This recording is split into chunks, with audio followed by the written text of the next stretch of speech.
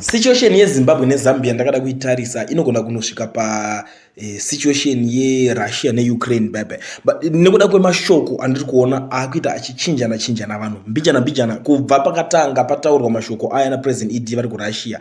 Ameno zvinhu zvazvangova so vanhu vekuzambiawo vacho vari kujamukawo. Ndiri kuona kuti kuZimbabwe kune vamwe vari kutungidzawo moto. So panapa nhasi ndiri kusangana nenyaya, pane imwe tweet yeumwe hanzi Senator of Foreign Relations Committee ndiye akataura kuti is honored to meet with Chilema, a strong leader and fight for democracy in Africa and stuff. So ndo zvanga akanyora papapa, but anyora izvozvo ndiri kubva ndazosangana naanotwa George Charamba, uyo anova spokesperson wemuZimbabwe muno makaina ED. So ndiye akabva anyorawo patweet, abva aibuda akanyorawo patweet iyi yandiri kusangana nayo. Ari kunyora kuti we have tolerated this nonsense long enough.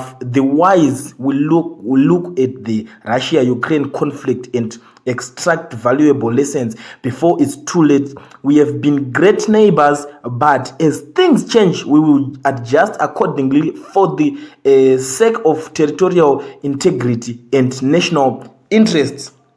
So urikuona kuti nyaya iripo panapa ndeyekuti pari kutoita pachitobatidzwa kamurenga. So kakunosati ndo matangira anoita zvinhu kungodenana mbichana ndozongoza zvamonzi manyanya kuti dherera ndo nyaya iri kuitika panapa. So iri kuzopindurwawo nenyaya nemumwe muchinda futi paZambia papa anotaura kuti this morning the spokesperson of president of Zimbabwe took to Twitter to threaten the president of Zambia. This surely has got to stop peace and love among our two nations. Team rekuti Zambia racho havasi kumboningira, vari tobva vatotaura kuti this guy akutothreaten president wedu kapanapa ndezvinhu zviri kuitika. Because ukanzwa iwo wakuti pokutaura nyaya wakutotora situation iripo wobva wafananidza nekuUkraine neRussia.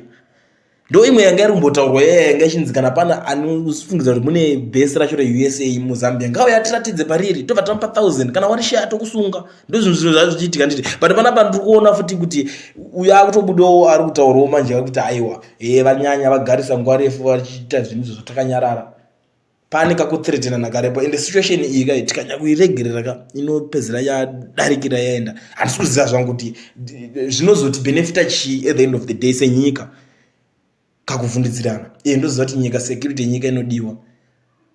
But ameno muri Zimbabwe, what's your take on this? Muri kuitorawo sei nyaya makaitarisa? Because yakambotanga ichimboita fun ka, but ndiri kuona kuti nyaya yacho kuramba ichienderera mbijana so iramba ichienderera. Vanhu vari kutochinjirana mafesi mbijana muchazongonzwa ameno. Regedza timboona kuti zvichanopera sei kuSADC summit inoda kuitwa iyi.